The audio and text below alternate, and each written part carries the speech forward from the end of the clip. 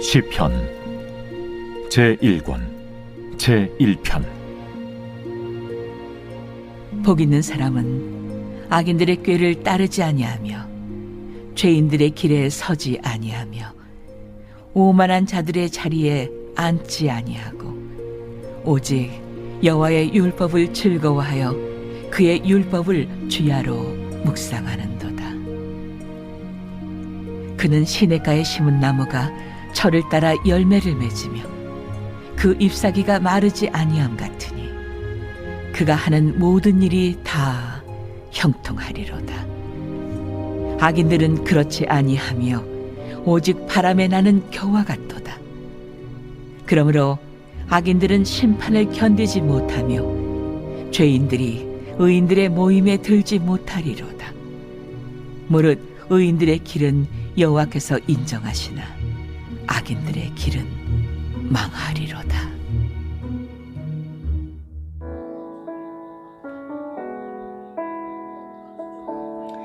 사람들은 누구나 복된 인생을 살기를 원하죠.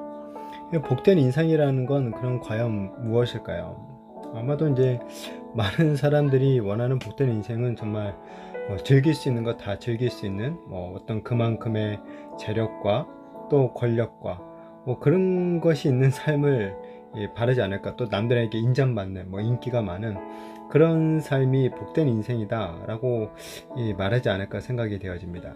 그렇지만 오늘 시편 1편에서 시편을 시작하는 이 부분에서 오늘 시편 기자는 이 복 있는 사람이 어떤 사람인지, 진짜 행복한 사람이 어떤 사람인지를 말해주고 있죠.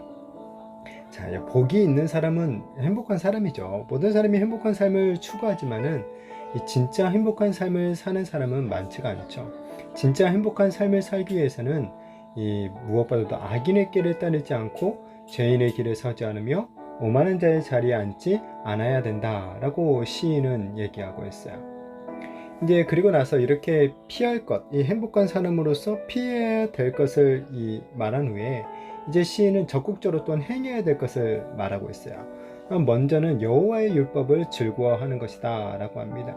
이 율법은 이 히브리어로 이 토라라고 이제 말을 하는데, 이 토라라는 것은 뭐냐면 이 물건을 갖다가 정확하게 던지자, 아니면 화살을 쏘다 라는 그런 뜻을 가진 야라 라는 그런 말에서 유래를 했습니다. 그러니까 하나님의 율법이라는 것이 관역에다가 화살을 쏘는 것처럼 정확하게 하나님의 길을 가게 한다라는 거죠.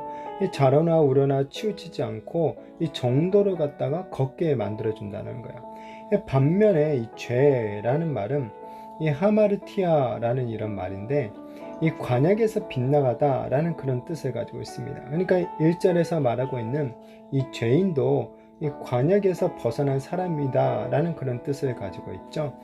죄의 길을 걷는 사람은 이 방황 속에서 괴로움과 공허함을 가득 안고 살아가게 되어 있어요. 그러나 하나님의 율법, 하나님의 말씀을 즐거워하는 사람은 정확하게 하나님의 길, 진리의 길, 이 생명의 길을 이 직선으로 그러니까 가는 그런 인생을 살아가게 된다라는 것이죠.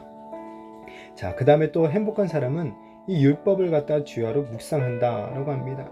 이 묵상하다라는 이 말은 이 히브리어를 직역하면은 작게 소리 내어서 중얼거리다. 우리가 무엇을 외울 때 중얼거리면서 외우잖아요. 그런 뜻을 가지고 있어요. 그리고 이사야에서는 큰 사자가 먹이를 움키고 으르렁거리는 모습을 묘사할 때 이 똑같은 단어가 또 쓰입니다. 그러니까 먹이를 갖다가 이빨과 혀, 위장과 장기를 사용해서 며칠씩 반복해서 씹고 삼키는 것이 이 묵상이다 라고 어떤 목사님은 또 이렇게 해석을 하더라고요. 하나님의 율법을 묵상하는 자는 주야로 갖다가 그 말씀을 되새기고 음미하고 맛보고 씹어서 소화시키는 거죠. 자, 이렇게 율법이 삶의 추동력이 되면 이 삶이 변하게 되어 있어요. 자, 그런데 이렇게 삶이 변한 사람, 말씀으로 인해서 삶이 변한 사람이 결국엔 행복한 사람이다 라고 시인은 얘기하고 있죠. 자, 그리고 행복한 사람은 이 시냇가에 심은 나무처럼 철을 따라 열매를 맺고 그 잎사귀가 마르지 않는다 라고 합니다.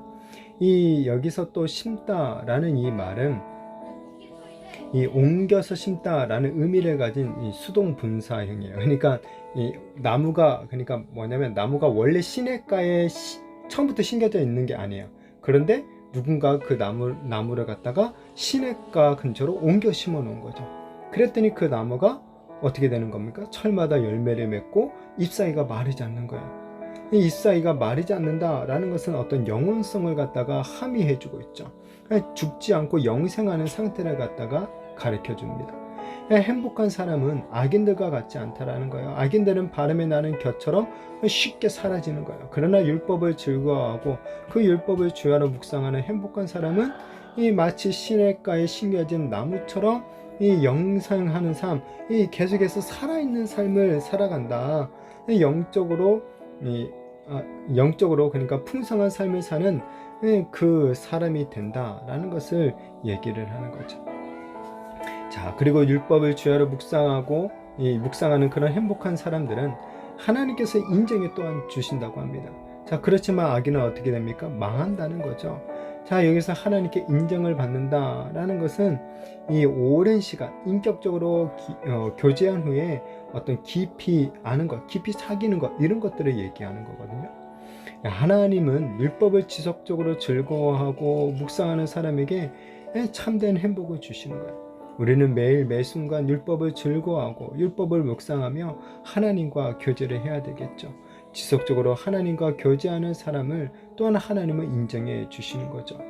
오늘 시인은 하나님의 말씀을 주야로 묵상한 것이 진짜 이 행복의 비결이다. 행복한 사람이 되는 이 비결이다 라고 말해주고 있습니다. 바라기는 오늘 시인이 말하고 있는 것처럼 정말 하나님의 말씀을 주야로 묵상함으로 말미암아 행복한 사람들이 되어지기를 축복합니다. 그래서 이 시냇가에 심겨진 나무처럼 우리들도 하나님 안에서 정말 하나님의 말씀을 묵상하는 그런 행복한 사람이 되어서 하나님 앞에서 정말 영생하는 사람, 영생에 참된 행복과 복을 누릴 수 있는 그런 정말 복 있는 그런 사람들이 되어지기를 예수님의 이름으로 축복합니다.